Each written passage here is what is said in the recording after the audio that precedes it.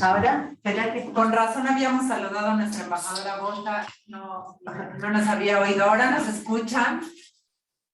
ahora sí? Ahora sí. Perdón, vamos a volver a empezar. Estoy contando un poco los desafíos globales, que son un poco disminuciones estructurales de inversión extranjera en un momento en que se necesita más y que hay que considerar los temas inclusivos y sustentables. Entonces, partamos un poquito con el tema de los flujos de inversión extranjera. En el 2022 disminuyeron el 24%. Se había visto un aumento el año pasado, el 2021, producto de que el COVID, el efecto del COVID fue muy fuerte en términos de los impactos de los flujos, pero este aumentó un poco el 2021, pero volvió a bajar.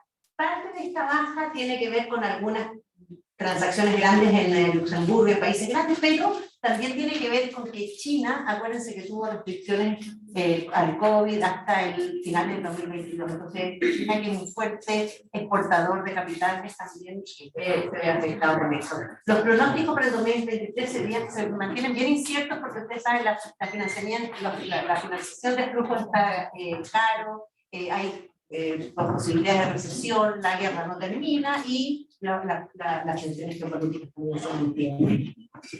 China y Estados Unidos registraron importantes bajas, pero siguen siendo los dos países, junto a Brasil, que son mayores receptores de inversión extranjera, y también disminuyeron los países que no son parte de la OECD, o sea, países emergentes y países en desarrollo. Quería contarles que a pesar de esto, igual siguen habiendo nuevos proyectos de inversiones, o sea, eso sigue permaneciendo positivo, por lo tanto, hay nuevos proyectos, hay inversiones que no han seguido necesariamente la caída en los flujos de inversiones. En particular en los países desarrollados se duplicó esto, Estados Unidos, Reino Unido, Emiratos Árabes fueron importantes fuentes de inversión en el 2022 y el gasto también de capital aumentó. O sea que a pesar de que la situación está incierta, que hay flujos de inversiones que van disminuyendo en general, nuevos proyectos han seguido cierta tendencia. Esto quería contarles porque el Fondo Monetario recién sacó un informe que me parece súper interesante con el tema de cómo las tensiones geopolíticas afectan las tendencias de la inversión extranjera directa. Y ellos lo que ven es que hicieron un análisis un poco mirando cómo los flujos van cambiando, cuando por ejemplo fue la guerra comercial entre China y Estados Unidos, el tema del COVID y Ucrania, y lo que ven es que hay fragmentación real de capital porque los riesgos geopolíticos aumentan y empiezan a aumentar, y por lo tanto los flujos de capitales se van a sectores y a países que son menos riesgosos geopolíticamente y se empiezan a alinear más en intereses geopolíticos con temas como de reshoring, que ustedes lo han visto, friendshoring, reshoring. Lo que dice esto fue un survey que hizo el Fondo Monetario y a empresas internacionales que les decían, ustedes ven que esto es un tema que les podría afectar en el mediano plazo, y les dijeron que sí les puede afectar, y por lo tanto van aumentando en la medida que estos riesgos aumentan. Lo que está bien interesante en este cuadro es que muestra cómo las tensiones geopolíticas es un factor en la fragmentación de la inversión extranjera. Si ustedes miran cómo ha aumentado la distancia entre comercializar e invertir, esto es más bien inversión, pero está bastante vinculado, entre países que son geopolíticamente más parecidos, amigos, pongámoslo así, y entre que son geográficamente más cercanos. Y entonces hay una tendencia fuerte en invertir entre países que son geopolíticamente más similares. Y eso es complejo porque eso genera obviamente unas distorsiones grandes. Este gráfico obviamente está influido por, de nuevo, la relación entre China y Estados Unidos, el tema de los semiconductores, las inversiones en semiconductores y algunas medidas que van tomando estos países por razones geopolíticas. Les quería mostrar que en materia de políticas de inversión propiamente tal, no se han dado grandes medidas proteccionistas, digamos, ni después del COVID, ni con las tendencias geopolíticas tan fuertes, pero sí lo que ha surgido de manera muy fuerte son mecanismos de revisión de las inversiones, sobre todo en países desarrollados. Esto no es algo, nosotros hemos venido monitoreando en la OECD desde 1990 estos mecanismos de inversión, y ustedes se dan cuenta que hay un alza, particularmente en 2020, con el tema del COVID, pero no es algo nuevo, pero es algo que ha ido en en aumento, que son países que tienen mecanismos de revisión de inversiones para que entren y analizan en temas de si tiene un impacto en la seguridad. Esto es importante tener en claro que no es una medida contra la inversión extranjera, porque la idea es que los países quieren atraer inversión extranjera, pero dicen, bueno, en ciertos momentos la inversión extranjera sí puede tener un riesgo. Entonces, ¿cómo nos cuidamos y cómo revisamos estos riesgos? Estos mecanismos no son para frenar, sino que son muchas veces para revisar y dejarlas entrar, para revisar y mitigarlas, ponerles medidas de monitoreo, o sea, no necesariamente son bloqueamientos a la inversión extranjera, pero es preocupante, digamos preocupante, porque son inversiones, cubren el 60%, 70% de las inversiones extranjeras, porque todos los países desarrollados, hoy día los países europeos, todos tienen algún tipo de mecanismo, Australia, Japón, Estados Unidos, Nueva Zelanda, entonces no es menor. Esto lo que quiere mostrar es que las crisis sí desencadenan reacciones de parte de los países. Entonces, estos mecanismos, con el tema del COVID, si ustedes ven, se ven grandes reformas se hicieron en la época del COVID para incluir nuevos sectores. Ustedes se acuerdan que hubo todo un debate como también de seguridad en las cadenas globales de valor, cómo me aseguro de tener lo que necesito en términos alimenticios, en términos farmacéuticos, en términos... Entonces, esto también se va reflejando en este tipo de mecanismos.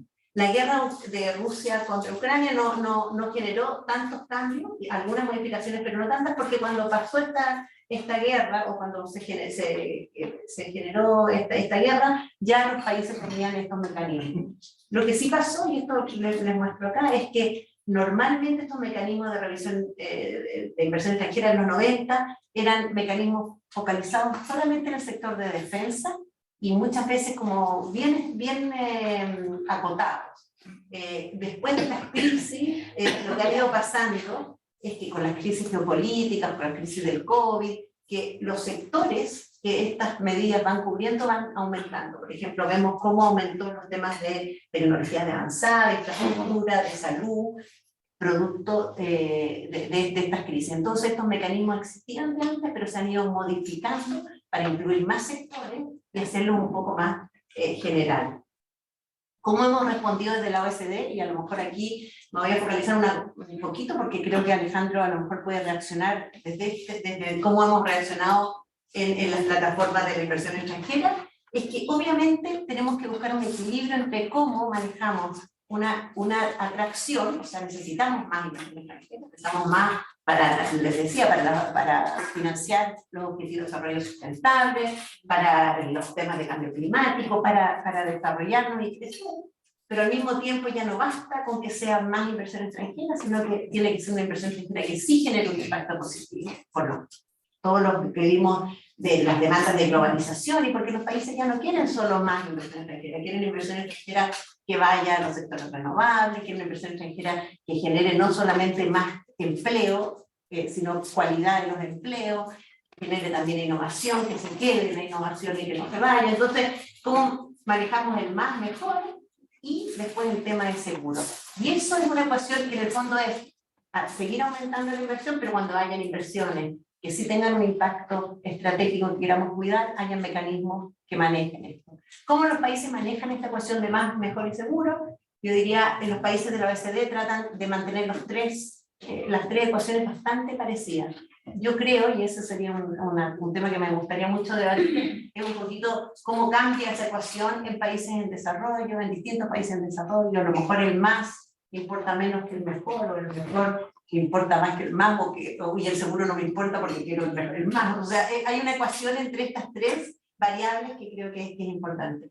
Esto muy breve. En la OECD tenemos como herramientas para trabajar estos tres aspectos. Tenemos en el MAS tenemos un mecanismo de marco de políticas de inversión, en que un poco a través de 12 políticas distintas, que son políticas de inversión, de comercio, de impuestos, de competencia, como que genera un clima de inversión que sea abierto, atractivo, estable, con instituciones claras. Después tenemos un trabajo muy fuerte que se ha desarrollado en los últimos 4 años, que tiene que ver con el impacto, y ese un poco le llamamos cualidades de la inversión. Este es el Policy Toolkit que aplicamos en Chile y que vamos a lanzar el viernes, y el otro es que tenemos directrices que hablan un poquito cuáles son los principios que deberían tener estos mecanismos. Si es que uno quiere aplicar mecanismos de revisión de inversión, tiene que cumplir ciertos principios, que sea no discriminatorio, transparente, ¿cómo se llama?, adecuado a la medida, digamos, no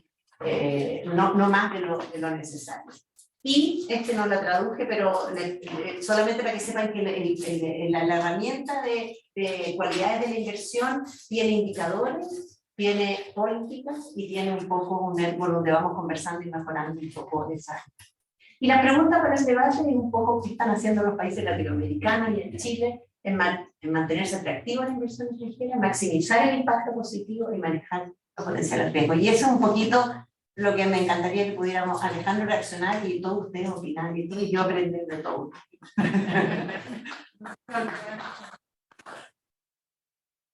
Bueno, Alejandro, ya te ha sido llamado al ruedo varias veces, así que... Bueno, muchas gracias. Primero, quiero celebrar tu recuerdo, siempre presente en la memoria. Recuerdo una pérdida muy lamentable, personal y en lo profesional para todos nosotros. Lo segundo es reconocer aquí la presencia de María Teresa Infante. Todavía no llego. Quien además debo decir que fue la mejor alumna de mi curso de la Escuela de Derecho. Eso no quiere decir por la edad de ella, porque ella era mucho más joven que yo. Tercero, efectivamente, yo no quería venir. Si yo quería venir, yo quería venir. Eso es verdad, eso es verdad. No quería participar, pero soy débil de carácter. Y en parte no quería hacerlo porque yo no me considero un experto en materia de inversión extranjera. Y por lo tanto, como lo es Ana, por lo tanto ayer la fui a ver en la tarde y ella me instruyó lo que yo tenía que decir hoy día. Nunca te he instruido, he tratado muchas veces.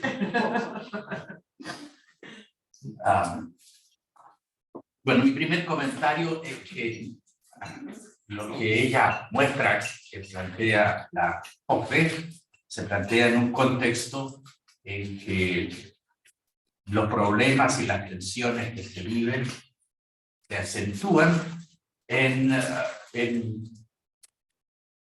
repito la palabra, en el contexto de una pésima gobernabilidad en materia de inversión extranjera. Cuando hablamos de comercio tenemos reglas, hoy día hay una anomia al respecto, pero tenemos reglas, tanto bilateralmente como multilateralmente, un gran esfuerzo de cooperación internacional, pero eso no se ha conseguido en materia de inversión extranjera, salvo en lo que dice relación con el comercio de servicios, porque bajo el Acuerdo General de Comercio y Servicios de la OMC, los servicios, el comercio de servicios, también el establecimiento en el territorio de otros miembros para prestar un servicio y establecerse implica casi necesariamente una inversión. Por lo tanto, ahí hay reglas, pero los compromisos que tienen los países en materia de servicios en la OMC son muy escasos, son muy son modestos, podría decir, y por lo tanto también el impacto que tiene en esta materia no es muy grande. En segundo, tenemos los tratados de libre comercio, que siempre incluyen un capítulo, casi siempre incluyen un capítulo sobre la inversión extranjera, particularmente porque en definitiva hacer inversiones es otra manera también de hacer el cambio económico. Yo puedo vender un producto transfronterizamente, me puedo establecer en otro país para vender ese producto o servicio. Y los acuerdos de protección de inversiones, que también brindan alguna gobernabilidad, pero todo esto es muy débil y tiene muchos problemas y genera tensión. Ahora bien, me gustó mucho lo que Ana plantea de más, de mejor y seguro. Ese esquema permite hacer algunos comentarios de una forma un poquito más ordenada. Más inversión extranjera. Naturalmente la inversión extranjera está incluida por varios motivos. Primero, factores económicos, si es rentable, si es competitivo, factores políticos,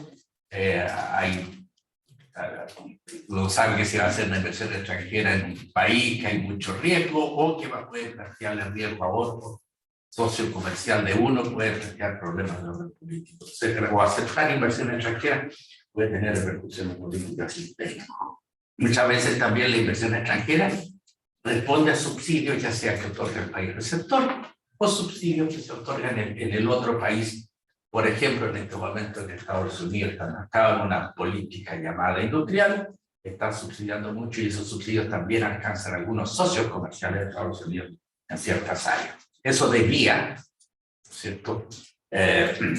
Eso, digamos, interfiere en el mercado en la asignación de recursos para mal o para bien, y es un instrumento para tener más inversión extranjera, indudablemente. Factores institucionales, el Estado de Derecho, etcétera, que, por ejemplo, uno podría decir que en Chile eso funciona, que los tribunales de justicia funcionan, pero siempre también comento que si yo soy abogado y tengo un inversionista extranjero que quiere invertir en Chile, yo voy a tener la obligación de decirle las instituciones funcionan, hay un Estado de Derecho, los tribunales, finalmente no hay mucha corrupción o hay poca, pero debo reconocer, por ejemplo, que hace algunos años tuvieron que echar a casi toda la costa de relaciones de Rancagua por corrupción.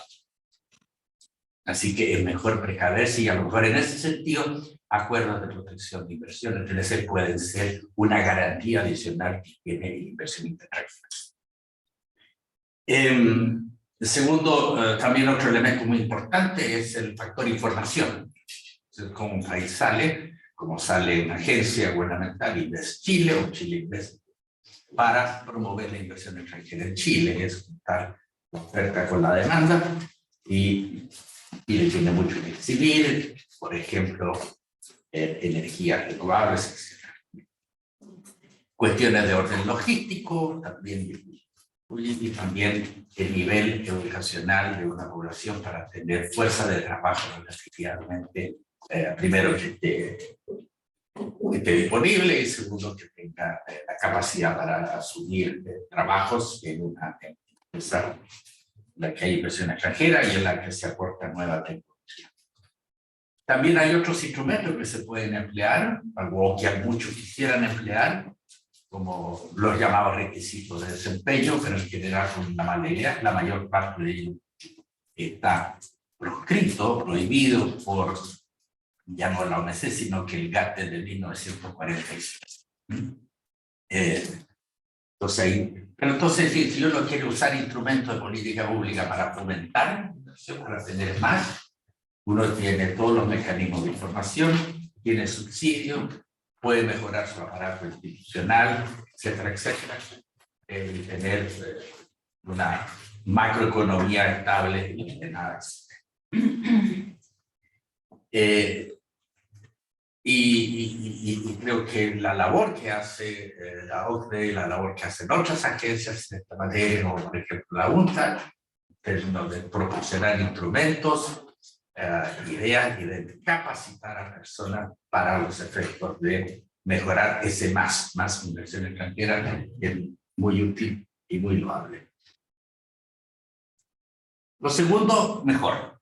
Y aquí voy a usar la palabra sustentabilidad, pero no es la única. Y aquí entramos en un ámbito que yo diría básicamente regulatorio. Y es fundamentalmente de regulación interna de los países, sin perjuicio de compromisos internacionales que los países asumen en varios ámbitos regulatorios, pero que se transforman en medidas de regulación de política interna, obedeciendo a la idea del enfoque de que a lo largo de los años nuestros sistemas económicos han evolucionado desde proteger al productor a ahora proteger más al consumidor, más al ciudadano. Y eso tiene que ver con muchos aspectos de la vida, por ejemplo, inocuidad alimentaria, salud, son dos elementos obvios, pero también todo lo que es regulación financiera por la estabilidad financiera, todos, entre otros muchos ejemplos de esta tendencia en materia regulatoria. Lo que no me cabe la menor duda es que crecientemente la inversión que se haga en nuestro país, y como en otros, pero espero que en Chile recientemente, tanto nacional como extranjera, sea evaluada en términos de su impacto ambiental, primero, y especialmente bajo el clima del cambio climático. Esto es una condición sine qua non si hemos de sobrevivir como economía y como sociedad viable. Pero también hay otros elementos que hay que evaluar. Y repito, esto no es exclusivo para la inversión extranjera, pero debe aplicársele porque es parte también de nuestras políticas internas, política en materia de género, materia social, laboral, en materia de que la inversión se haga y que no vaya a afectar una sana y libre competencia, temas de salud, el tema de la biodiversidad, etc. Por ejemplo, la mantención de recursos, recursos fetales, por ejemplo, en materia de pesca, en materia de derechos humanos y muchas otras. Y eso a mí me parece de una importancia, pero repito, no creo que estas políticas públicas sean exclusivas para la inversión extranjera. No puede haber discriminación, ¿no?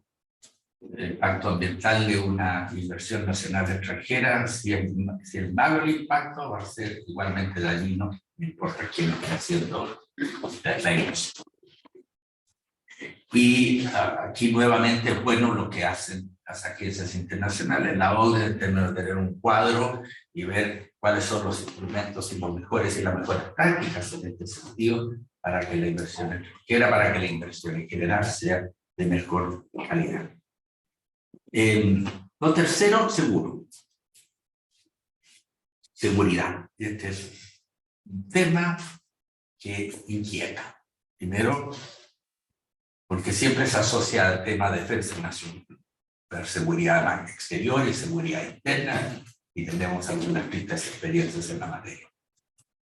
Pero es un concepto que ha sufrido una expansión muy grande y que lo ha seguido haciendo a lo largo de varios años. Y cada país es soberano de definir cuáles son sus intereses en materia de seguridad. Los de defensa son más o menos obvios. Intuitivamente uno cree saber de qué se trata. Pero hay otros. Y aquí, por ejemplo, se habla de la seguridad en materia de sectores estratégicos de la economía. ¿Qué es lo que es un sector estratégico? ¿Cómo se va a definir? De una manera que sea objetiva, que evite la discriminación arbitraria, etc. Me parece muy difícil. Tengo vagos recuerdos del gobierno que antecedió a la dictadura, por ejemplo, de intervenir en una fábrica de chocolate, de bombones, Ambrosoli, definiéndola como una industria estratégica para el país. Entonces, luego es un concepto que es muy difícil de captar para definir en términos de normas, para aplicar y poder con ello poder establecerse estas directrices en materia de inversión. Y esto no es Chile, esto es un fenómeno, yo diría, mundial. ¿Sí? Bueno, por ejemplo, seguridad en materia de relaciones exteriores. Nosotros hemos tenido algunos casos en Chile en que han habido temas que son delicados, que ha tenido reacciones, por ejemplo, con cables submarinos o en materia de los pasaportes, en que porque había interés o se había adjudicado en el caso del pasaporte a un consorcio de empresas en la cual una era China, esto podía tener repercusiones en nuestras relaciones exteriores con otro país, por ejemplo con Estados Unidos, digo que tomar el final de ellas al respecto. Son temas muy delicados, hay que tener el instrumento para poder reaccionar y lo mejor es tener instrumentos para poder definir esto antes, de tal manera que se constituye una regla tremendamente difícil hacer. Pero creo que hay que encaminarse para eso a fin de evitar arbitrariedad. Y también hay que tener mecanismos de defensa para lo que yo llamaría las restricciones secundarias.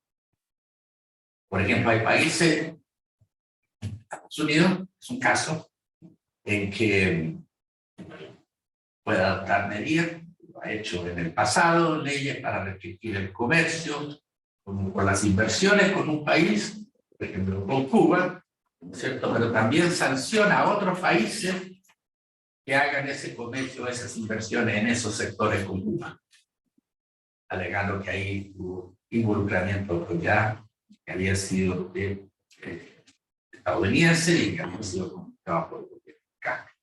Entonces hay conflicto con China, hoy día se produce el mismo fenómeno y puede haberlo con Rusia, etc. O sea, tenemos limitaciones que no están impuestas por nuestra propia legislación o política pública, sino que también impactos secundarios indirectos que tienen las políticas que adoptamos. ¿Cómo tener nosotros? Poder diseñar políticas y medidas de institucionalidad para defendernos lo mejor posible de eso. Entonces, también una pregunta abierta. Y finalmente, un tema que me parece importante es solución de controversia, que es uno de los temas más conflictivos, en que también la gobernabilidad es bastante mala. Está muy dispersa, como expliqué al comienzo. Hay algunos que sostienen tener mecanismos de solución de controversia con la posibilidad de que el inversionista acuda a una jurisdicción externa para los efectos de defenderse contra medidas que adopta el gobierno, es una medida para atraer la inversión extranjera. Eso es bastante relativo. Pongo como ejemplo, ya puse el ejemplo de un lado, el caso de la Corte de Apelación de Rancagua, pero también puedo poner el ejemplo de Brasil, que no permite que se haga, que haya recursos ante una jurisdicción externa, y sin embargo es de los países que más inversión extranjera atraen en el mundo. Claro, está que los brasileños siempre se apresuran a decir que no han expropiado ninguna propiedad extranjera en los últimos 50 o 60 años, y lo dicen con mucho orgullo. Y también ver estos mecanismos de solución de controversia, no solamente de la perspectiva de un país del sector de capitales, sino que hay que asumir la realidad, por ejemplo, de Chile, que también es un país exportador de capitales. Y efectivamente, en dos casos que yo sepa, quizás haya más, ha habido recursos de empresas chilenas, ¿cierto? Por inversiones que han hecho en el extranjero, que se han sentido afectadas por medidas adoptadas por el gobierno del sector, y entonces estas empresas han recurrido a una jurisdicción externa, al mecanismo del CIADI, etc. Y también en este sentido, me gustaría comentar, para terminar, que recalcar que en Chile hay mecanismos alternativos de solución de controversia y que funcionan bastante bien y que nos ha evitado una gran cantidad de controversias con recursos al CIADE u otras instancias internacionales o en tribunales de justicia chilenos. Y me refiero, por ejemplo, a lo que tiene el Ministerio de Obras Públicas, en el sentido de tener una suerte de mesa técnica o grupo de expertos que tienen muy buena reputación y por lo tanto permite resolver por la autoridad de las personas, y como son elegidas, muchas controversias que surgen entre un inversionista extranjero y el Estado chileno. Hay también otras agencias, ministerios, Chile, que también tienen mecanismos. Cuando uno los compara, no siempre son muy coherentes entre sí, se puede mejorar mucho eso, pero creo que es un buen ejemplo de cómo poder solucionar los conflictos sin tener un litigio y sin tener los problemas asociados con él. Y ahí termino. Muchas gracias.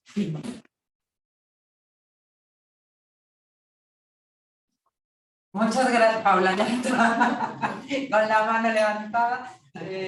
Bueno, iba a decir que íbamos a abrir el foro para preguntas.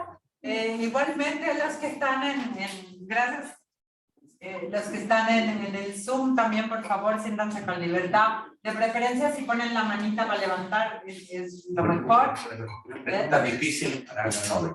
Las preguntas difíciles son para Ana, las fáciles para Alejandro. Entonces, si quieren, tomamos un par de intervenciones. Adelante. Hola, bueno, muchas gracias por tu presentación, Ana. También por el comentario. Preséntense para que hagamos ahí. Yo soy Paula José, fui como alumna en el máster de Heidelberg, Ah. pero en la unidad de servicios de Sí, comercio. hace mucho tiempo. Sí, no tanto, 10 años por lo menos. 2015, Sí. 8, 2014. 2014. Y hoy vengo con varios alumnos del curso de solución de controversias de la Facultad de Derecho, y justo estamos en la unidad de inversiones, en los mecanismos de solución de controversias que hizo además mención. Y quería ver cómo era tu visión desde la OCDE, que cómo conversa, digamos, el tema de más, mejor y más segura inversión con toda la discusión de las reformas de los mecanismos de solución de controversias. Estoy pensando en el intento de la OCDE del Acuerdo Multilateral de Inversiones del 95, que intentaba un poco tratar de que esto fuera un mecanismo único y finalmente no resultó. Las mismas iniciativas, que tiene que ver solo con la Unión Europea, el Tribunal Multilateral de Inversiones, el Grupo 3 de la UNCITRAL, porque si bien los países, volvemos como al Estado y como a la política pública de querer poner más medidas de seguridad a la recepción de las inversiones, yo veo que eso no conversa muchas veces con el estándar de protección de los tratados. Entonces, fácilmente, en a lo mejor una inversión que ya está funcionando, que se quiere ampliar, podría decir que esta medida que tú estás tomando va a ser muy fina la línea, ¿cierto? Va a ser discriminatoria o no va a cumplir con las obligaciones que tú tienes conmigo sustantivas, y probablemente si lo lleva a un mecanismo como el CIADI, el inversionista va a tener razón, digamos, bajo el estándar de protección que el Estado ya tiene, porque los tratados han sido muy difíciles ir moviendo. También estoy pensando en un gran tema, que es el tema de las empresas estatales. En el fondo funcionan como empresas, pero sobre todo China, estoy pensando. No hay una regulación muy bien ahí para distinguir qué es estatal o no, y que funcionan a la luz de estos tratados como empresas. ¿Cuál es la visión como de eso? Te voy a contar que, mira, es súper interesante porque cuando yo llegué, es que me acordé porque yo empecé en la OCDE en octubre del 2014, y fue ese año que en verdad Francisco me dio ese curso, ese año que él tenía su curso en Heidelberg y me dijo, hazlo tú, Anita. Y ahora la tengo sin trabajo. Y ahora la tengo yo. Y ahora la tengo yo, se parece una mafia. Así que Francisco lindo me dio ese curso. Pero, mira, déjame contarte porque llegué en 2014 a la OSD y este tema de tratados de inversión tenemos un área de trabajo, ¿eh? que es el tema de tratados y estaba como una cosa un poquito de capa caída, y lanzamos un nuevo proyecto hace un par de años que surgió de lo que empezó a pasar en ese periodo. Acuérdense que en el 2015-2016 empezaron a negociar entre Estados Unidos y, y Europa, un acuerdo transatlántico en que incorporaron un mecanismo de solución de controversia y recibieron, no me acuerdo cuántas, pero una cosa así, 15.000 consultas públicas en contra de este mecanismo. O sea, hubo un debate muy fuerte. En los últimos 2 años con el tema del Tratado de Energía, también había un debate, el Tratado, el Energy Charter, sí. Exacto, había un debate muy fuerte porque los países que han tratado de salirse del tema de nuclear, salirse del tema del petróleo, han recibido fuertes demandas de inversión en tratado. Entonces, en la OECD empezamos a tener un debate de qué hacemos con eso, porque es verdad que hay que revisar este tema de los mecanismos de solución de controversia y cómo se puede revisar de una manera inteligente. Entonces, lo que hicimos fue, la UNCITRAL está tratando de mejorar el mecanismo de solución de controversia. Eso es lo que están tratando de hacer ahí. Veamos si resulta un tribunal multilateral como la propuesta de Europa. Está lento, hoy día lograron recién un tema de como conductas arbitrales, pero está lento, pero ahí hay una idea de un poco de cómo mejorar el sistema del mecanismo de solución de controversia. En la OMC, la Sofía ahí ella lidera el proyecto en la OMC, están focalizados en cómo mejorar algunas disciplinas de facilitación de inversión. Entonces, ¿qué es lo que no se está conversando en ningún lado? Y la UNCTAD, que tiene trabajo analítico, pero no necesariamente trabajo de hacer conversar a los países, lo que no se está conversando es qué está pasando con las disposiciones sustantivas de los tratados. Entonces nosotros empezamos con dos temas fuertes, le llamamos como el futuro de los tratados de inversión, y qué podemos hacer desde la OECD. Entonces lo que estamos haciendo es focalizándonos en ciertas, lo que está pasando acá es que estos mecanismos han sido muchas veces abusados, digamos, en términos abusados, en términos o mal interpretados, porque hay ciertas disposiciones que son muy ambiguas, ¿okay? Como el trato justo y equitativo, expropiación indirecta, el trato de nación más favorecida, sobre todo en los acuerdos de los 90, en que estas disposiciones no tenían, cuando se negociaron, no se tenía la noción de cómo se iban a interpretar posteriormente en estos tribunales arbitrales.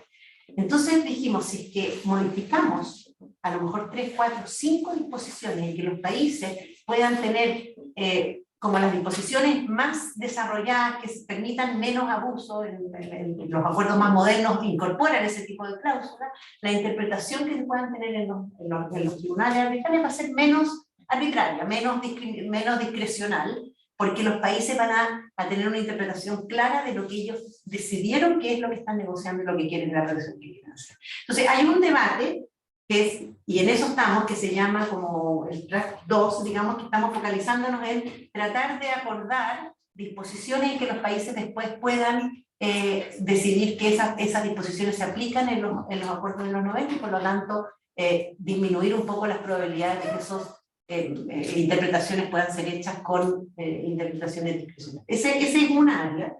Hay otra área, pero que es menos fuerte, hay algunos países, pero yo diría que tienen menos. Esta área de trabajo yo creo que puede tener cierto éxito.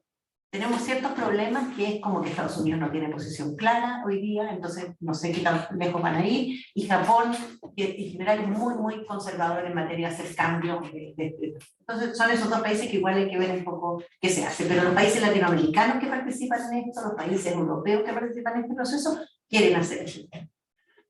En paralelo tenemos una discusión del tema del cambio climático.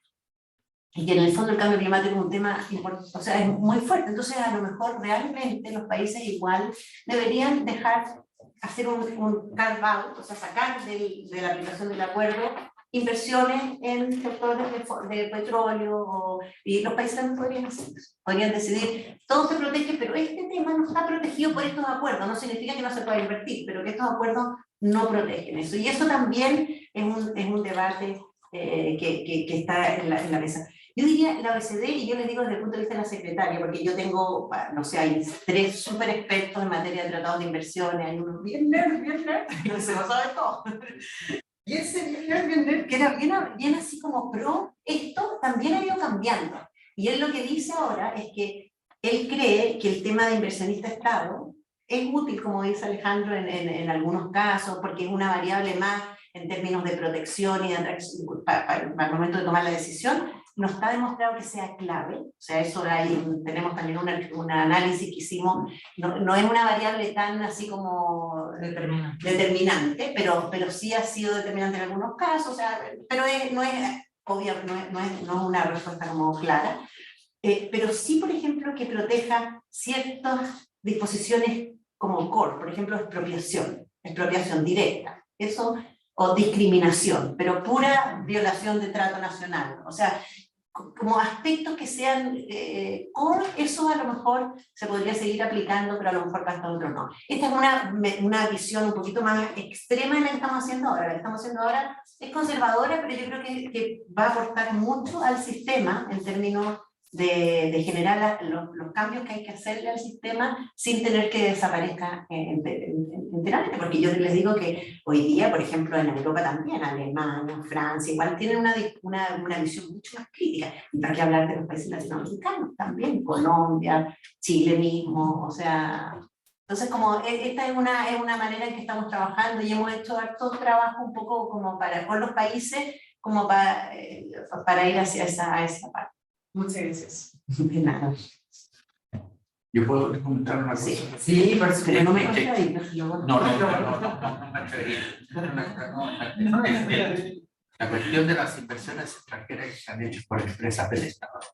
¿Ya?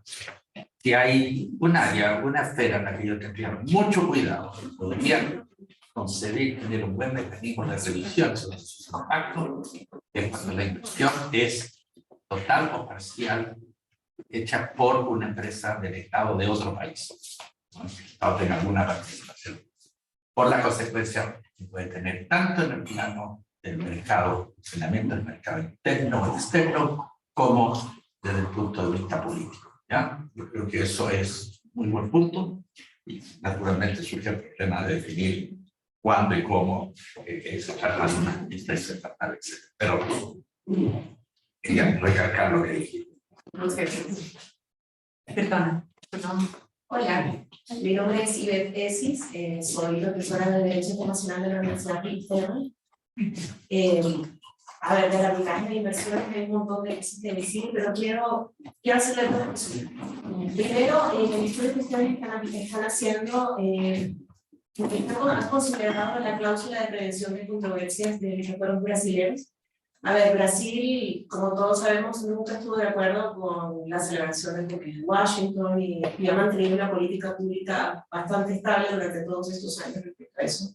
Y sin embargo, ellos, una de las grandes razones por las cuales comenzaron a celebrar estos tratados de inversión, por supuesto, muy especiales, fue porque ellos entendieron que tenían muchos inversionistas brasileños en África, en proyectos mineros muy importantes, y donde se necesitaba brindar algún tipo de protección al nacional que esté invirtiendo en esos países de alto riesgo, muy alto riesgo. Entonces quería consultarle hasta qué punto, si se está considerando dentro de esas cláusulas core, la cláusula de prevención de controversias como un posible ejemplo, aun cuando no sabemos si en la práctica realmente eso va a ser efectivo o no, y no lo sabemos, por un lado.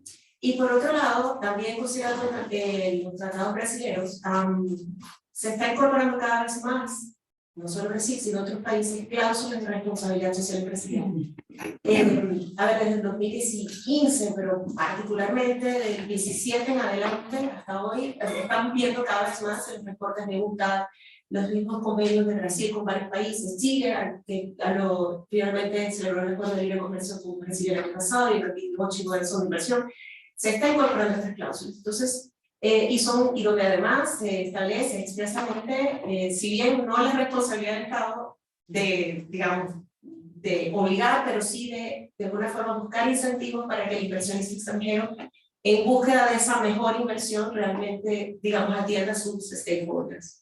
Entonces quería consultarle, ustedes como OCDE, han hecho seguimiento a este tema y cómo ha sido su, digamos, su visión frente a eso. Muchas gracias. ¿Quieres contestar? Tomamos la Como quiera, sí, como quiera. ¿Qué quiere que tome el tema? Usted dice, yo tampoco Ya sé cuántas hay, que depende de cuántas preguntas hay. Bueno, ya, tomemos 3 o 4. Sí, una breve mención y un comentario. Bueno, se ha hablado bastante el tema de las controversias. Ahora, yo recuerdo que en entrevistas con inversionistas chilenos en distintos países, lo que más mencionaban en realidad que les interesaba eran los temas de tributación.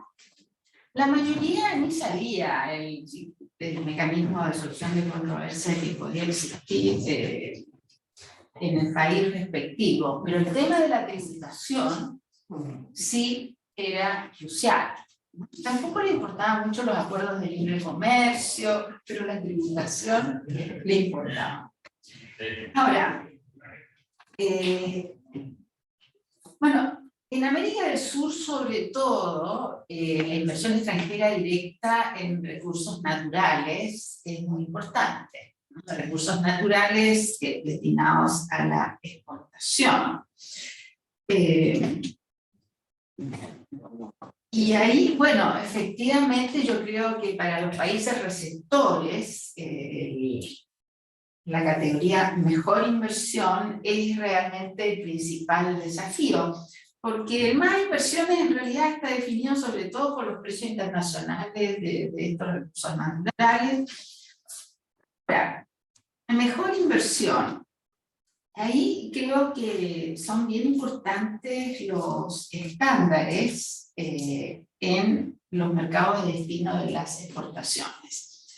Y acá en algunos sectores estos estándares son más exigentes. Por ejemplo, en el caso de Chile, en el cobre, hay estándares internacionales que las empresas extranjeras que invierten respetan. Ahora hay otros sectores, acá, bueno, la salmonicultura, también el sector forestal, en fin, bueno, la pesca, donde estos estándares, a pesar de que hay estándares, sin embargo, yo creo que no son tan claros. Y ahora, efectivamente, Alejandro mencionaba la evaluación de impacto ambiental de las inversiones, y esto desde los países receptores es fundamental. Y lo interesante es que estas evaluaciones de impacto hoy día, bueno, consideran el impacto sobre el medio ambiente, pero también sobre las comunidades, sobre los pueblos originarios, los derechos humanos, la biodiversidad, y de hecho se ha creado un mercado de trabajo para los sociólogos, para los paleontólogos, para los arqueólogos, insospechado en nuestros países. Y acá vemos que algunos países tienen instituciones y una regulación más sólida en términos de las evaluaciones de impacto. Ahora, esto es complejo. No es casualidad que, por ejemplo, acá en Chile la ley de biodiversidad se ha estado demorando, yo creo, entre 8 o 10 años en salir del Congreso, porque hay muchos intereses en contra. En términos de seguridad e inversión, Alejandro mencionaba pasaportes y cables submarinos. Ahora, acá hay un tema interesante: ¿quién se beneficia de estos cuestionamientos? Por ejemplo, en el caso pasaporte, es beneficiado con Morpho, la empresa francesa, que ya había obtenido el contrato anteriormente, y yo diría que lo obtuvo, no sé si decir malas artes, pero de una manera cuestionable. Por lo tanto, yo también creo que esa pregunta de quién se beneficia de ese cuestionamiento de la seguridad de la inversión es relevante. Ahora, para terminar, creo que efectivamente es muy positivo que la OCDE esté tratando estos temas, y bueno, estoy esperando poder leer el estudio sobre Chile, así que muchas gracias, Anita y Alejandro. Muchas gracias. Tenemos a la Astrid y a la embajadora, a la profesora Spalletti y a la embajadora Costa, o a la Astrid y a la Sofi. ¿Te parece? Sí. Las tomamos a las dos y Astrid adelante. Gracias. Muchas gracias por la presentación, por el comentario. Y a propósito de un comentario de Alejandro y de la colega del ministerio, creo que también hay una cuestión que está como también detrás de esto y no se plantea, no se ha planteado aquí, que en definitiva es la posición del Estado, la decisión del Estado detrás de los procesos de inversión. No es casualidad que la Unión Europea esté planteando lo que plantea, Latinoamérica y algunos países africanos, porque son los más demandados. O sea, la inquietud surge en la Unión Europea cuando España, curiosamente, empieza a ser uno de los más demandados ante el CIADI. O sea, eso no ocurre justo en ese contexto. Son bien importantes porque se destacan harto también los trabajos de la UNCITRAL, pero a mí me parece también, a mí me ha ayudado mucho en mis clases lo que ha hecho la UNCTAD. De hecho, todo un modelo de los tratados, de las cláusulas, de cómo articular NMF, cómo articular TN, si tiene o no tiene sistema de solución de controversia. Y en lo difícil para mí en el mundo de la inversión extranjera hoy día es que todos estamos viendo y no sabemos exactamente en qué direcciones. Por ejemplo, algunas de las cosas que surgen de los estudios de la UNCTAD muestran cómo hay que articular NMF, cómo la terrible regla de trato justo y equitativo que se ha prestado con muchas interpretaciones y muy abusivas en ciertas ocasiones. Entonces, el TPP, por ejemplo, recoge mucho de esas conclusiones. Y podemos decir que el TPP tiene algunas reglas que de alguna manera le dan más certeza al Estado también. Por ejemplo, suprime el trato justo y equitativo y habla del estándar mínimo de trato y define lo que... Pero de repente nos dice que esto es el estándar consuetudinario. Y en el anexo dice, se entenderá por regla consuetudinaria de todos los que hemos estudiado derechos, es como lo que se define, y que sabemos que la regla consuetudinaria también implica una discrecionalidad, me explico, una interpretación. No quiere decir que solo los árbitros vayan a ser arbitrarios, pero... Entonces, tomando lo que contaba Alejandro sobre el Ministerio de Obras Públicas, Transporte. De todo este escenario complejo de demandas, de incertidumbre del tribunal arbitral sí, no el permanente, yo creo que habría que optar por algo que un colega, ¿cómo se llama? Ahorita de Suiza, Brenner. ¿Quién sería? Bueno, que hablaba hace rato de la importancia de la prevención del conflicto. Yo creo que es vital la prevención del conflicto, porque el sistema se está desacreditado tanto para el inversionista extranjero como para el Estado. ¿Por qué? Porque el sistema se pensaba, ¿cierto?, que el sistema hacía iba a ser rápido, transparente, rápido y eficiente, porque los tribunales internos no lo eran. Y resulta que no es así. Hay controversias que han estado 10, 12 años. O sea, en excepciones preliminares y una lata que no voy a explicar ahora, que es jurídica, pero podemos estar 3, 4 años fácilmente. Entonces, el inversionista ya se deteriora la relación inversionista-Estado. ¿Nos interesa eso? No. Entonces, yo creo que es vital incentivar buenas prácticas de prevención. Creo que eso puede conducir... No me acuerdo si era mejor, seguro, disculpo. Puede ser mejor o Puede seguro. ser más Mejor y seguro. Yo creo que eso es vital para el Estado, para el inversionista. Ahora, claro, el tema de seguridad nacional, que también está en el TPP 11 contemplado, sí es cierto que eso puede ser una caja de Pandora y habrá que manejarlo por la prudencia política. Y que tampoco lo puedes regular jurídicamente. No, eso no es jurídico, es prudencia política. Disculpa, pero... Embajadora Bosa, muchas gracias como siempre por acompañarnos desde Ginebra. Tienes apagado el micrófono, Sofía. O debe ser el aparato suizo que no funciona. Eso No. debe ser, seguro.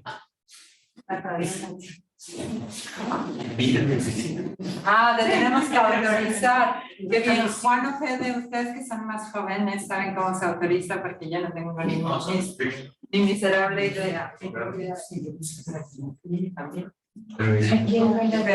vamos, mientras ustedes dos piensan la intervención que van a hacer, ¿ya?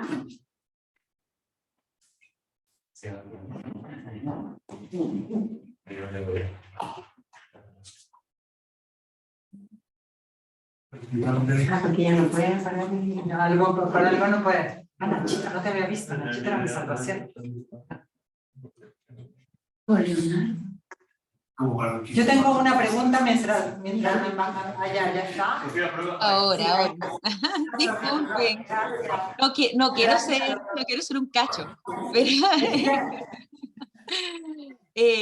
bueno, lo primero, muchas gracias, Ana, muchas gracias, don Alejandro, por su tiempo, por compartir su tiempo con nosotros, y gracias a la directora y gracias al equipo del instituto por poner este tema tan interesante sobre la mesa. Me gustaría plantear una pregunta, que es un tema que está circulando un poquito por acá, por Ginebra, que es la vinculación entre inversión y transferencia tecnológica. Me gustaría saber cómo lo visualizan ustedes. Se habla de algunos mecanismos más relativos a la cooperación, más voluntarios, algunas cosas un poquito más mandatorias. Entonces quería plantearles ese dúo entre inversión y extranjera directa y transferencia de tecnología. ¿Cómo lo ven? Muchas gracias. Muchas gracias. Ahora sí, porque si no se les va a olvidar y no van a responder nunca. Parto yo y después Alejandra y me complementa. Déjame partir por Ivette. Bueno, el tema de prevención lo plantearon todos, pero déjame una cosa que es importante de Brasil.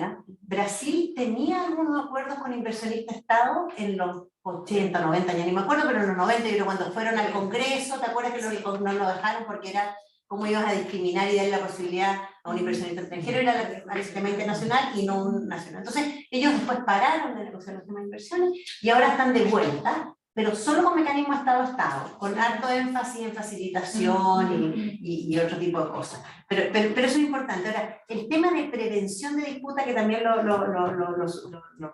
puso así, nosotros no lo hemos trabajado fuertemente. Está un poco en un citral con los temas de consultas previas, hay como algunas ideas, o sea, hay áreas de trabajo ahí fuertes para mejorar todo el tema de consultas previas, para no llegar al tema de disputa, porque la verdad es que el 95, pongámosle el 98% de los inversionistas probablemente no está interesado en tener disputas, si lo que quieren es que no, o sea, es invertir. Por lo tanto, yo creo que mecanismos serios de consulta, de prevención y de todo eso deberían ser. Pero nosotros desde la OECD ese tema no lo hemos trabajado fuertemente. El tema de responsabilidad social empresarial lo hemos trabajado súper fuerte. O sea, de hecho, es una unidad que estaba dentro de mi división, hasta que llegó un momento que yo tenía 80 personas a cargo, entonces como que separamos el tema de responsabilidad social empresarial. Ahora, ¿cómo este tema? Porque este tema en Europa empezó a ser muy fuerte, con todos los temas de obligación de debida diligencia, en que los países también, las empresas, no solo tenían que preocuparse del impacto directo que generan sus inversiones, sino que también sus operaciones, sino también de los impactos que generan en las cadenas globales de valor y por lo tanto medir un poco los riesgos ambientales de humanos. Hoy día, y vamos siguiendo un poco cómo estos acuerdos de inversiones van incorporando estas cláusulas. Hoy día las cláusulas se incorporan de una manera bastante suave, o sea, es como recomendamos, vamos a incentivar, porque las guías de la OECD también, y también las guías de derechos humanos de Naciones Unidas, tú como Estado, o sea, los que tienen que implementar esto son las empresas, entonces los Estados lo que tienen que hacer es fomentar a las empresas para que apliquen estas cláusulas. Sin embargo, hay 2 o 3 acuerdos. Uno es con Marruecos, un país, no me acuerdo cuál, pero Marruecos, Zimbabue, uno así, que incorporaron obligaciones para los inversionistas. Que eso es una cosa muy novedosa y distinta, que es como, porque los acuerdos de inversiones en verdad tienen obligaciones más para el Estado, digamos. O sea, el Estado protege, el Estado facilita, el Estado...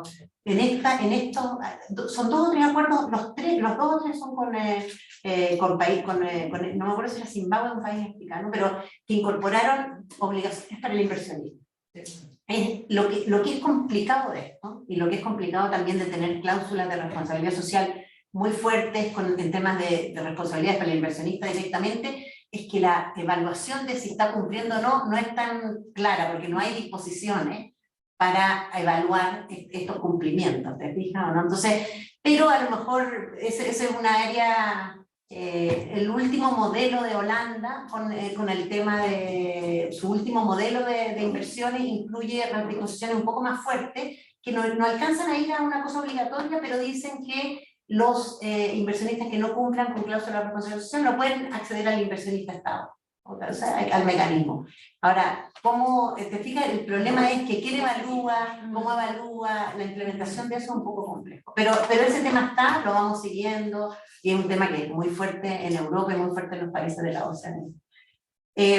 Alicia, tributario de todas maneras, o sea, yo creo que a los inversionistas les importa muchísimo, o sea, el tema tributario es el tema que sí tiene un impacto directo con el tema de la inversión, o sea, es porque define directamente el costo que tiene y la rentabilidad que tienen las inversiones en los países.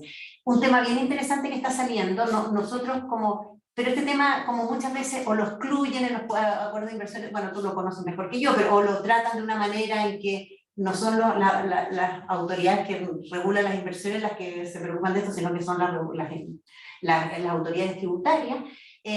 Te digo que eso no ha salido tanto en el debate de los acuerdos de inversiones de la OECD, cuando discutimos entre todos. Lo que sí está surgiendo ahora, que es bien interesante y que estamos trabajando con los colegas de impuestos de la OECD, es que el tema de los incentivos a las inversiones, con el tema del Pilar 2, este tema de que hay un acuerdo global de impuestos para que en el fondo haya una tasa mínima de aplicación y que todos tengan que aplicar esta tasa mínima, todas las empresas tienen que pagar, y si es que no la pagan en el país donde están sus operaciones, lo va a, ¿cómo se llama?, a recopilar el país donde está la matriz de esta multinacional. Por lo tanto, hay un incentivo de que estos países mantengan ese 15%. Y ahí, cuando hay incentivos a las inversiones, ¿cuánto en el fondo estos incentivos van a cambiar producto de esta medida táctica? Eso lo estamos analizando, pero no el tema de la vinculación entre tributo y tratado de inversión. Pero sí, como tú dices, yo estoy totalmente de acuerdo, los temas tributarios son realmente importantes. Yo estoy de acuerdo contigo, Alicia, que los estándares son súper importantes en términos cuáles son los estándares que tienen los países, porque al final los inversionistas tienen que cumplir esos estándares. Y eso es parte del toolkit del FIA, de la calidad de la inversión extranjera, está el tema de los estándares internacionales. Pero yo creo que se puede ir más allá que eso, o sea, que tú puedes vincular más aún políticas de inversión con políticas de innovación, y ahí a lo mejor le respondo un poco a Sofía, aunque Alejandro a lo mejor le va a responder más. Pero yo creo que sí hay maneras de vincular más sin que sea una cosa como obligatoria fuerte, porque si no también puede desincentivar la misma transferencia tecnológica. Pero pueden haber maneras de políticas que tú vincules esa inversión con training, esa inversión con cierta transferencia tecnológica de aplicación. O sea, sí tú puedes como generar ciertas regulaciones de vincular más todos los temas, que no sea necesariamente solo tener buenas políticas en los países. Esto es un tema que un poco lo conversamos con Alejandro ayer, que yo sí que yo con Alejandro negociamos mucho de los acuerdos de libre comercio, con Alicia también, con Doris también, o sea, con Francisco también, o sea, todos negociamos, y yo tenía la visión de que obviamente uno estaba, y creo que le hicimos harto bien a Chile, o sea, yo creo de verdad que disminuyó la pobreza y todas esas cosas. Lo que yo creo que uno tenía menos conciencia en esa época, y uno es hijo también de su contexto económico, político del momento, es que el impacto de eso que estábamos haciendo iba a venir después, como que en el fondo otros iban a hacer cargo de ese impacto. Y yo creo que hoy día, con lo que yo veo hoy día, yo digo, a lo mejor uno debería haber hecho más esfuerzo en vincular más, o sea, en que, ok, ¿para dónde está llegando esta inversión o este comercio? ¿Y qué más se puede hacer? ¿Y cómo podemos conversar o sea, como ese tema más de vincular estos dos temas. Hoy día esto está más presente, de hecho los acuerdos de libre comercio incluyen más cláusulas, pero de pymes y de gender y de no sé qué, pero no estoy tan segura si esa es la solución. A lo mejor sí es una manera de decir, nos importan estas áreas y queremos buscar estas vinculaciones, creo que ciertos impactos tienen, pero ese es un tema como que creo que sí estoy de acuerdo que los estándares y cómo están en los países es importante, hay que incorporar esto en los acuerdos y lo incorporamos, estándares internacionales, que se cumplan estas cosas, pero más se puede hacer en materia de ¿cómo se llama?, de vinculación de política. Lo que tú decías, ¿quién se beneficia? Es que no es esa la pregunta cuando los países analizan el tema de seguridad. Lo que analizan los países con el tema de seguridad es, queremos que China tenga toda la información de todas las identidades de todas las personas. Ahora, igual tú podrías decir, bueno, a mí me da tanto igual miedo que Estados Unidos lo tenga o que China, o que Francia lo tenga o que China. O sea, un país podría decir, me da lo mismo. En estos países europeos y Estados Unidos está claro que no. O sea, ellos tienen un tema geopolítico fuerte que sienten que obviamente si China tiene acceso a esta información la va a usar de una manera que ellos no van a controlar y no les interesa. Entonces es un tema más bien como qué va a hacer este inversionista cuando tenga acceso a esta información y cómo la va a usar. ¿Te fijas o no? Es como, ese es un poco como el debate cuando lo tiene. Lo que tú decías, Astrid, yo respeto mucho el trabajo de UNCTAD. Lo que sí creo que pasa es que el tema es que cuando tú tomas, y Anh Yuvan, que ahora está en UNCITRAL, trabajó todo este tema, esta guía que hizo, todas las disposiciones, harto tiempo atrás y lo hizo bastante bien. El problema es que es un análisis que te sirve para trabajar con un país en particular o para ti como base, pero si tú quieres hacer cambios, como decía Alejandro, como no existe un foro multilateral donde se traten estos temas de inversión, los cambios que pueden hacer en un país chiquito haciendo una cosa, o sea, bilateralmente, es lento el cambio. Entonces el fondo es, y eso es lo que estamos tratando de hacer en la OCDE, que no sé si nos va a resultar, pero es como en el fondo a lo mejor tratas de tomar estas buenas prácticas de los acuerdos modernos, que de todas maneras es mejor que lo que existía en los acuerdos de los 90, y lo aplicas a nivel como más global. Y ese es un poco el esfuerzo que estamos tratando de hacer. Con eso respondo, pero Alejandro, tú puedes tratar de responder mejor que yo. Algunas cosas. Muy breve, solamente hacer un comentario respecto de la pregunta de la embajadora Bosa sobre transferencia de tecnología. Aquí hay algunas preguntas, inquietudes que me surgen. Primero, implica ello una discriminación, o sea, es una obligación que le impongo a un inversionista extranjero, pero no a un inversionista nacional, que haga una transferencia de tecnología. Y ahí, no sé, es parte de un tema de política pública, si es aceptable o no hacer la integración. Segundo, parecería aceptable que otro país pusiera una obligación de transferencia de tecnología a una empresa de capitales chilenos que está invirtiendo en otro país. No sé, en principio, como que a mí como que no me gustaría mucho que le estuvieran haciendo ese tipo de cosas como condición para hacer inversión. Y tercero, ¿qué sucede? Como sucede con mucha frecuencia por lo demás, si el inversionista, digamos, es una empresa, supongamos, brasileña, que usa tecnología francesa o israelita para invertir en Chile, y él no va a poder, aunque quisiera transferirme la tecnología, porque está atado contractualmente con, entonces no va a haber, no va a poder hacer la inversión extranjera frente a eso. O sea, hay un problema también de eficacia en casos que son muy normales y muy corrientes en la vida real. Y por último, la eficacia. Si yo pongo una medida como esa, el inversionista puede que no le guste, se va a otro país. Creo que solamente es eficaz en la medida en que se trate de un mercado irresistible del país receptor. Es decir, que la ganancia que va a obtener sea tal que va a poder superar y compensar el costo que significa hacer esa transferencia de tecnología obligada. Por ejemplo, como puede haber sucedido en China. En China, por supuesto, tuvo mecanismos de este tipo, no sé si lo sigue manteniendo, pero hoy día los chinos son los principales preocupados por cortapisas de este tipo de transferencia de tecnología, desde el momento en que ellos son los principales generadores de innovación, si uno lo mide por el número de patentes que se registran ahora. Muchas gracias a los dos. Tenemos como 15 minutos para una ronda de preguntas. Yo voy a abusar de mi posición aquí. Y un poco a lo mejor te voy a quitar parte de la palabra, me temo, porque tiene que ver con un proyecto que estamos haciendo juntos con Victoria. Pero entonces, preguntarles un poco a los dos, ¿en dónde está la discusión? Y si hay discusión, porque mucho hablamos de cómo recibir FDI. Nosotros acabamos de hacer un estudio sobre qué pasa con la inversión latinoamericana en China, con varios países latinoamericanos. Y el gran debate es, ¿debería haber mecanismos para incentivar que tus inversionistas salgan? ¿No debería haber? ¿Eso tiene de alguna manera transferencia de tecnología hacia tu país sin este tipo de exigencia? ¿Tiene beneficios sobre el capital? Un poco saber si hay este debate. Juan, espero no haberte, no haberme... Entonces, redundante con lo anterior, así que viene como anillo al dedo. Bueno, yo soy Juan Serrano, académico del instituto. Muchas gracias por la presentación y comentarios, he aprendido mucho. Y estoy un poco acomplejado, ¿no? Es decir, no soy experto en la materia, así que espero no parecer demasiado inexperto, ¿no? Yo me quedo con ganas de saber más, con la presentación de Ana, sobre esta idea, esta lámina que tú ponías, diapositiva, que era distancia geográfica y distancia geopolítica, ¿no? Supongo también la pregunta que hacemos con Dorotea en este tema de inversión latinoamericana en Asia.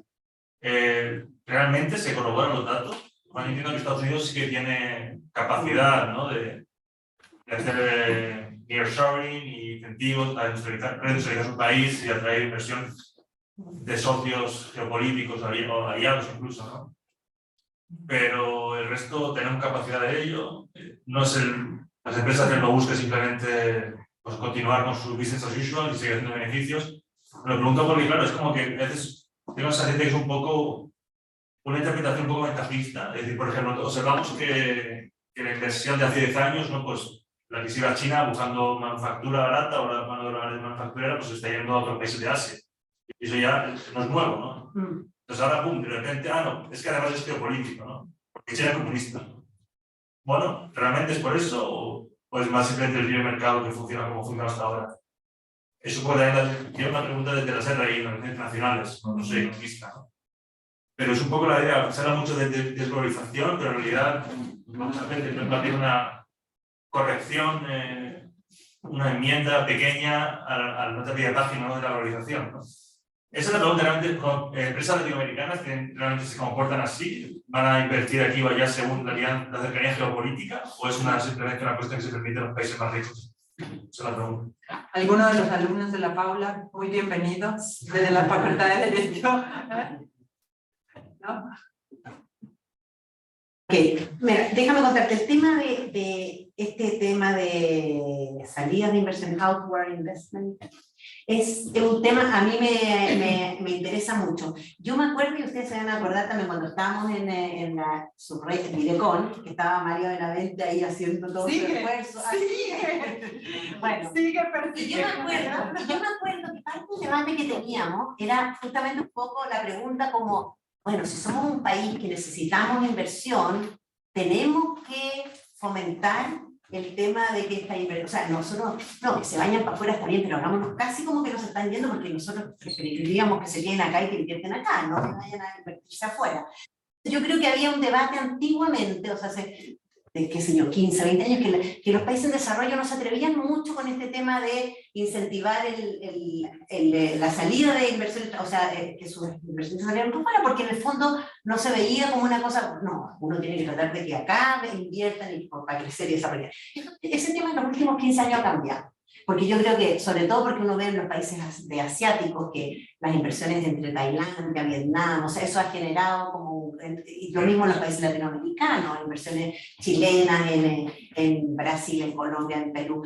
Ahora, yo te lo digo, hay ciertos estudios en la UNCTAD, hay ciertos estudios en Banco Mundial, nosotros en la OCDE no lo hemos estudiado bien, y creo que ese es un tema pendiente que tenemos, y yo quiero que en algún momento empecemos a mirar más eso, porque sí es cierto lo que tú dices, o sea, igual así como la inversión extranjera puede traer transferencia tecnológica, skills, y qué sé yo, cuando tú inviertes afuera, también, o sea, tú ganas, no solo ganas porque ese ingreso muchas veces vuelve a tu propio país, digamos, sino que también ganas en otras cosas, pero nosotros no lo hemos analizado fuertemente. O sea, sí creo que hoy día es un tema, hoy día digo, en los últimos 15 años, un tema menos tabú, en términos de que los países entienden que pueden ser importadores y exportadores de capital, aunque sean países en desarrollo, ¿me entiendes o no? Porque eso también tiene beneficios de otro tipo, también tiene beneficios de comercio. Está demostrado que las empresas, por ejemplo, inversionistas chilenos en Perú probablemente exportan, o sea, traen comercio de Chile a esos,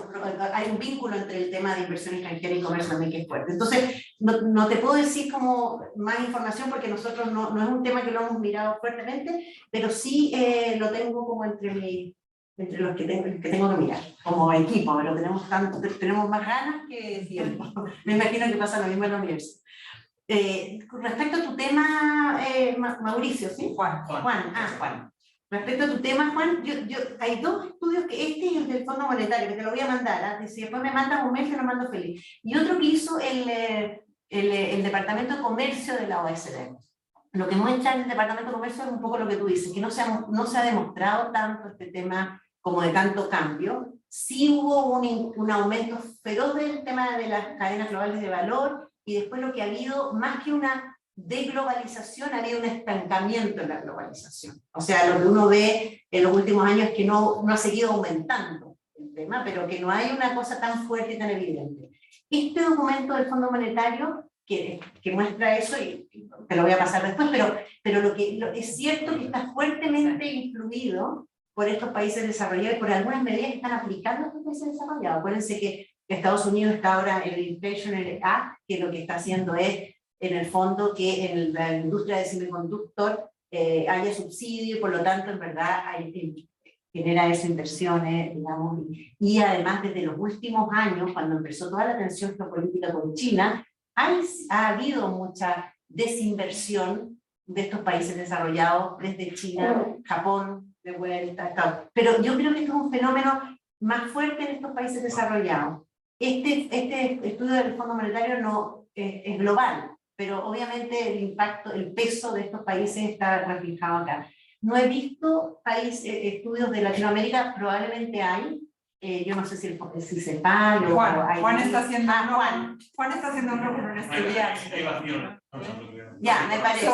¿Cómo se llama? Es globalization. Sí, hay estudiante que hace eso. Yo eso, por eso digo, entre países desarrollados hay de estos temas. Pero te voy a pasar ese estudio porque a lo mejor ahí los dos esos, a lo mejor encuentras otras fuentes que son relevantes. A la fiesta que falta.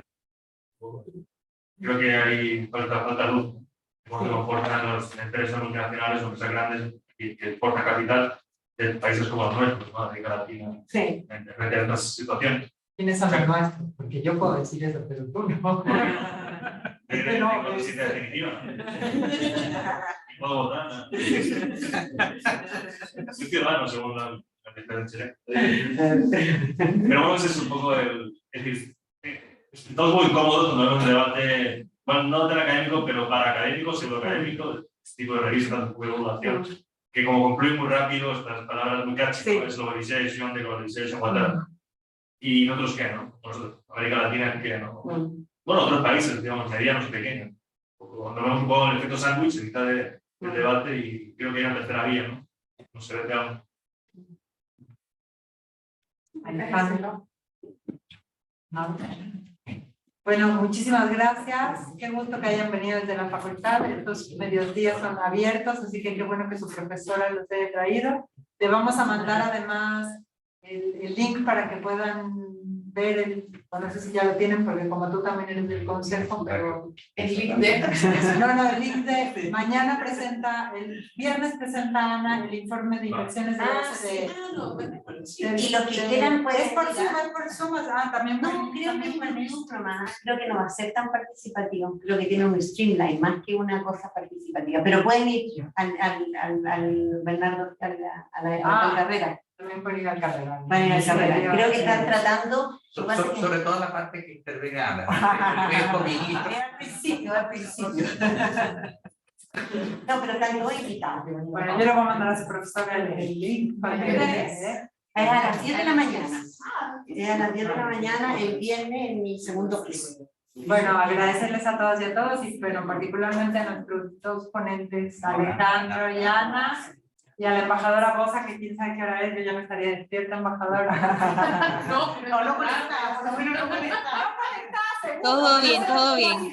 No solo despierta, estoy todavía en la oficina. Que más todavía. Sí, todavía presta para que sea un ejemplo para nosotros. Nos vemos y gracias. Un aplauso a los ponentes.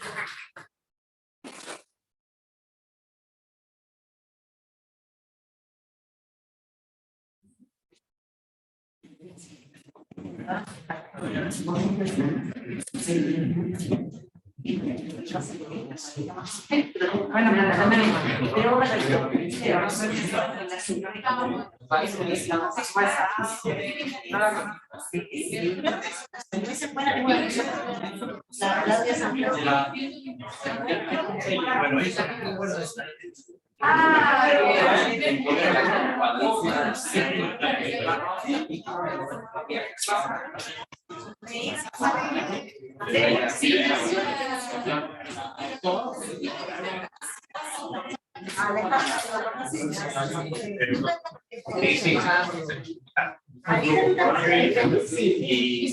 ¿Me vieron una?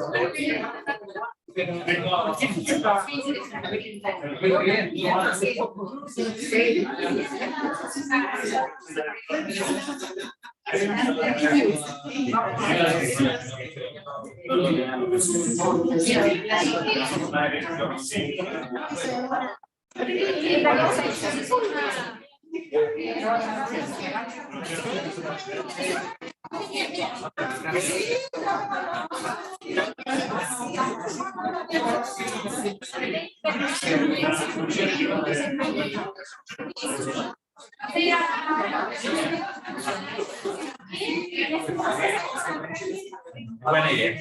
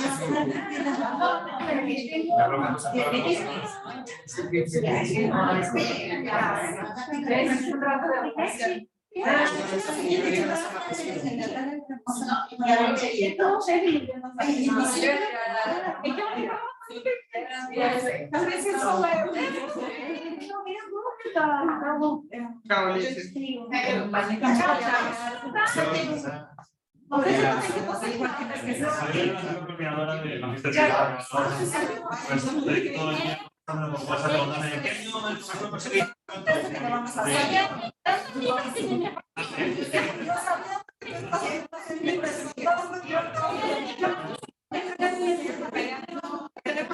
Estoy pensando en que voy a vamos a ver.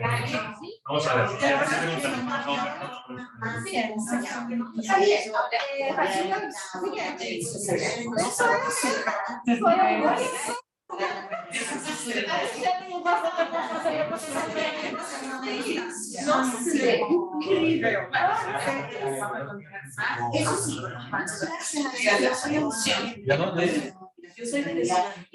Gracias. No, gracias.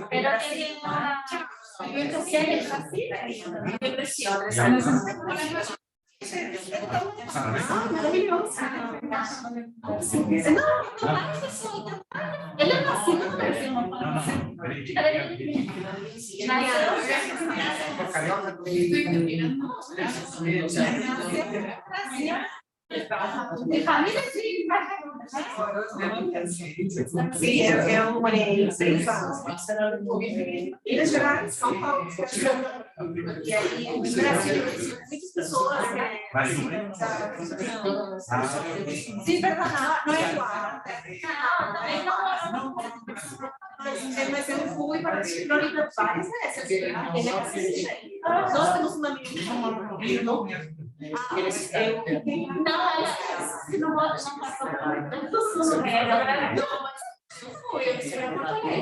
e também Gramado. Aí é uma boa assim que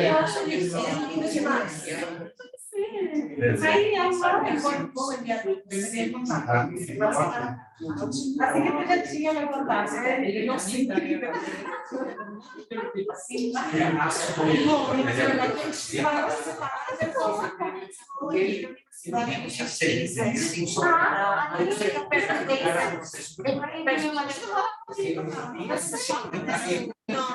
não, é péssimo.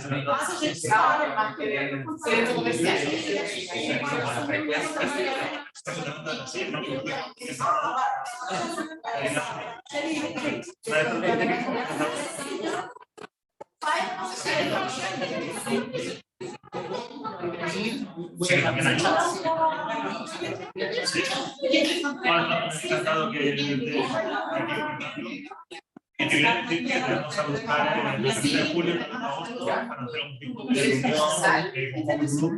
para lo que vamos a hacer, necesitamos ideas. Así que no pedimos que